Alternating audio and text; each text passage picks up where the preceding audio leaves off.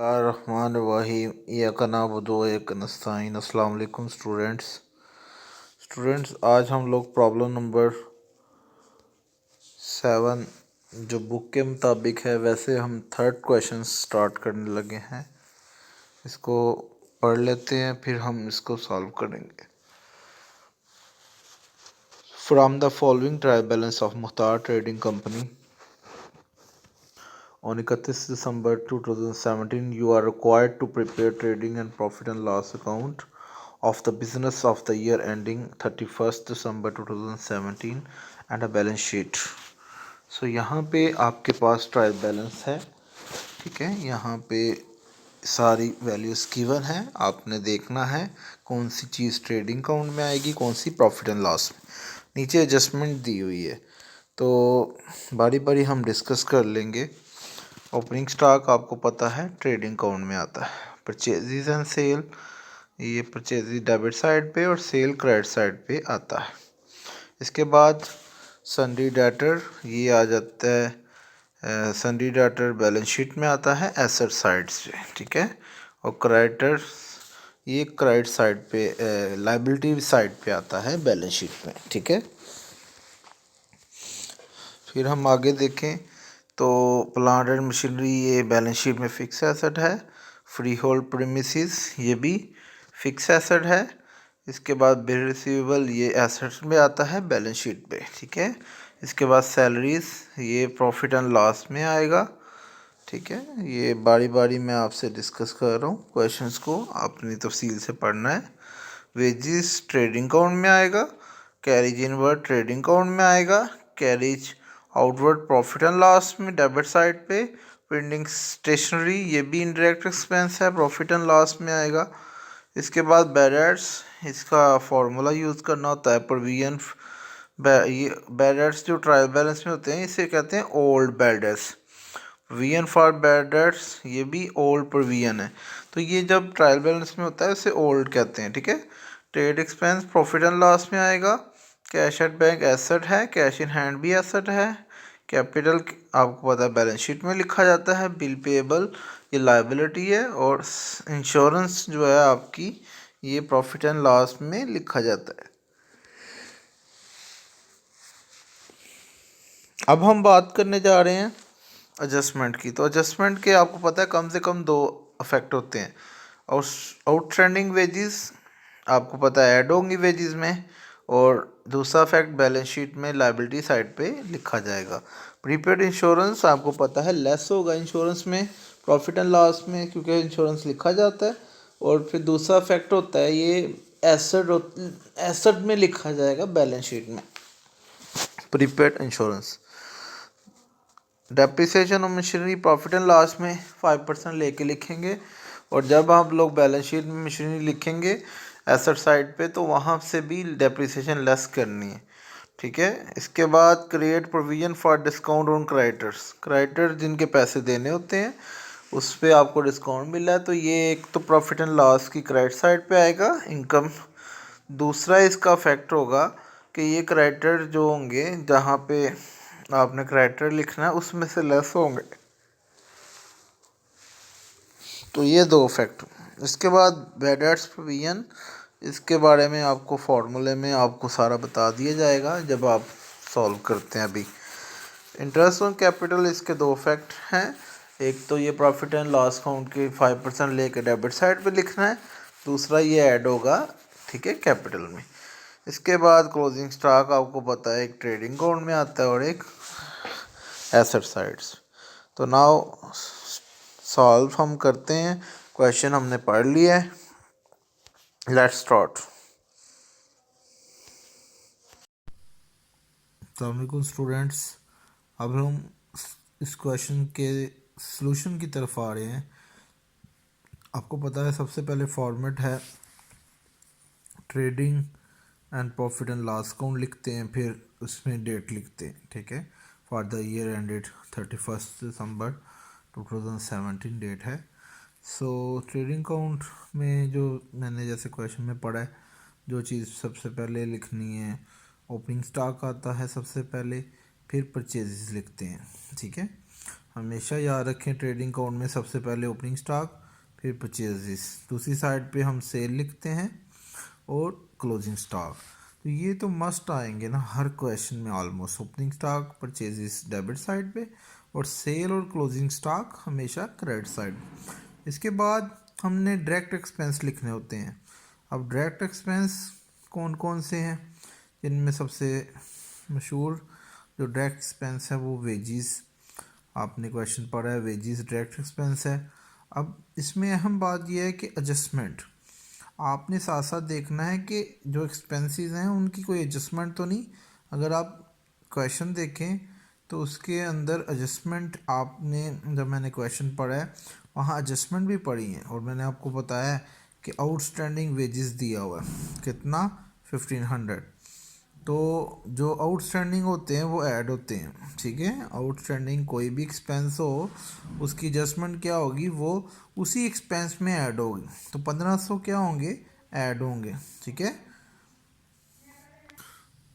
तो स्टूडेंट्स इसके बाद कैरी इनवर्ट आपका डायरेक्ट एक्सपेंस है वो आपके सामने है, ठीक है, ये हमने मेंशन किया। इसके बाद आपने क्या करना है, दोनों साइड इनकम वाली साइड को प्लस करना है 3,45,000। इसमें से ये सारे एक्सपेंस जो होंगे ये सबको माइनस किया तो आपके पास जो आंसर आएगा वो ग्रॉस प्रॉफिट है। अब ग्रॉस प्रॉफिट आप कैलकुलेटर पे करेंगे, माइनस करके ग्रॉस प्रॉफिट आ जाएगा 1,73,775। इस ग्रॉस प्रॉफिट को ट्रांसफ़र करना है क्रेडिट साइड पे प्रॉफिट एंड लॉस अकाउंट की। तो बेटा ये ऊपर जो है वो ट्रेडिंग अकाउंट बन गया, नीचे अब क्या बनेगा, प्रॉफिट एंड लॉस अकाउंट। अब आपने क्वेश्चन को तो पहले जब लिख लिया कौन सी चीज़ प्रॉफिट एंड लॉस में आएगी, कौन सी ट्रेडिंग अकाउंट में, तो सैलरीज आपने लिखा है वो यहाँ पे आता है प्रॉफिट एंड लॉस में, carry outward profit and loss में आता है, प्रिंटिंग एंड स्टेशनरी आता है, ट्रेड एक्सपेंस, ये पहले ही आपने क्वेश्चन समझ लिया हुआ है कि कौन सी चीज़ कहाँ पे लिखनी है, बस यहाँ पे आपने लिख देना है। इसके बाद इंश्योरेंस 1500 है और आपने साथ साथ एडजस्टमेंट भी देखनी है। अब देखें ना इंश्योरेंस की एडजस्टमेंट दी हुई है प्रीपेड, तो प्रीपेड जो इंश्योरेंस होती है या कोई भी एक्सपेंस अगर उसका कोई प्रीपेड गिवन होता है तो प्रीपेड हमेशा लेस होता है, ठीक है। प्रीपेड एक्सपेंस हमेशा क्या होते हैं, लेस। तो ये यहाँ से लेस होगा और आपके सामने। इसके बाद एडजस्टमेंट में डेप्रिसिएशन का जिक्र किया गया है, मशीनरी की 5% डेप्रिसिएशन दी हुई है तो उसकी अमाउंट के ऊपर 5% लेंगे तो जो आएगा 5,250 आ जाएगा, वो आप लिख लेंगे। इसके बाद आप देख सकते हैं क्वेश्चन में इंटरेस्ट ऑन कैपिटल भी गिवन है, तो इंटरेस्ट ऑन कैपिटल इसका क्या करना है, इंटरेस्ट ऑन कैपिटल 5% दिया हुआ है तो ये एडजस्टमेंट डेबिट साइड पे आती है प्रॉफिट एंड लॉस अकाउंट के, ठीक है। ये भी एक्सपेंस के तौर पे लिखेंगे इंटरेस्ट ऑन कैपिटल, ठीक है। यहाँ पे इसको परसेंटेज लेके अमाउंट की तो यहाँ पे आपने लिख लेना है। इसके बाद प्रोविजन फॉर बैड डेट्स, इसका आपको पता है फार्मूला होता है हमेशा, उस फार्मूले को आपने नोट डाउन करना है।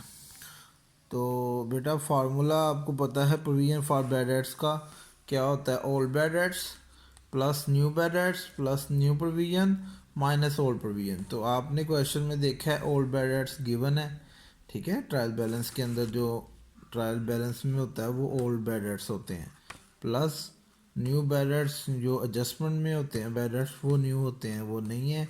न्यू प्रोविजन गिवन है, एडजस्टमेंट में जो प्रोविजन होती है वो न्यू होती है, यानी न्यू वो होगी जो एडजस्टमेंट में होगी, ओल्ड वो होगा जो ट्रायल बैलेंस में यानी क्वेश्चन में होगा। तो न्यू प्रोविजन आपने कैसे निकाली है, डेटर्स का 2% लिया 1800 आ गया, ठीक है, और यहाँ पे लिख दिया। ओल्ड प्रोविजन आपको 675 गिवन है तो ये दोनों ऊपर वाले प्लस होंगे नीचे माइनस होगा तो 2625 आ जाएगा। अब ये 2625 आपने डेबिट साइड पे लिख लेना है। एक एडजस्टमेंट रह गई थी वो हमने अभी पढ़ी नहीं है, डिस्काउंट ऑन क्रेडिटर, ठीक है। तो डिस्काउंट ऑन क्रेडिटर ये आपको पता होना चाहिए, इसका आपने क्रेडिटर का डिस्काउंट लेना है, ठीक है। तो ये 2% है, वो लेके आपने यहाँ पे अमाउंट लिख लेनी है, ठीक है। तो स्टूडेंट्स ये था profit and loss account.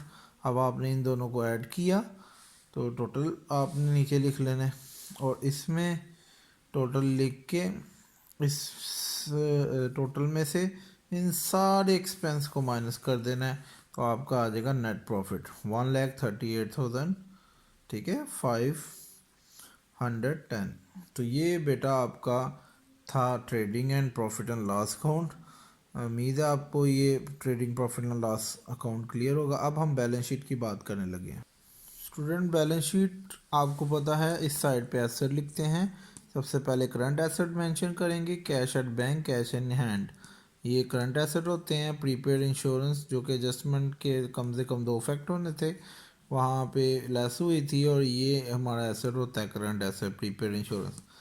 Closing stock भी हमारा करंट एसेट में आता है। इसके बाद डेटर्स में न्यू प्रोविजन माइनस की जाती है, तो ये माइनस करके आपने यहाँ पे अमाउंट लिख ली। बिल रिसीवेबल ये भी आपका एसेट है, करंट मेंशन कर लिया। फिक्स एसेट लिखेंगे जिन पे मशीनरी दिया हुआ है, और इसकी डेप्रिसिएशन जो होती है वो इसमें से लेस होती है। इसके बाद फ्री होल्ड प्रेमिसेस, ये अमाउंट गिवन है, इसको बस लिख लेना है, ठीक है, फिक्स एसेट। करंट लायबिलिटी आपको क्रेडिटर्स दिए हुए हैं, उसमें से क्योंकि डिस्काउंट आया था, डिस्काउंट ठीक है, वो माइनस हो जाएगा यहाँ से। इसके बाद बिल पेएबल है, आउटस्टैंडिंग वेजेस हैं, क्योंकि एडजस्टमेंट के 2 फैक्ट होने से, तो इसीलिए इसका भी दूसरा फैक्ट यहाँ पे होगा। इसके बाद आपको पता है ओनर इक्विटी का हिसाब किया जाता है, यानी कैपिटल है उसको लिखा जाएगा, उसमें नेट प्रॉफिट हमेशा ऐड होता है, इसमें ऐड करेंगे। और इंटरेस्ट ऑन कैपिटल भी ऐड होता है, वहाँ पे इंटरेस्ट ऑन कैपिटल आपने एक्सपेंस में लिखा था, यहाँ पे ऐड करना है आपने। तो ऐड करके सबको आपने देख लें, आंसर दोनों साइडों का इक्वल आया है। तो ये था आपका क्वेश्चन, ठीक है। अब इस प्रॉब्लम को नोट डाउन करें, इसमें कोई भी क्वेश्चन है आप पूछें, ठीक है। थैंक यू वेरी मच, अल्लाह हाफिज़।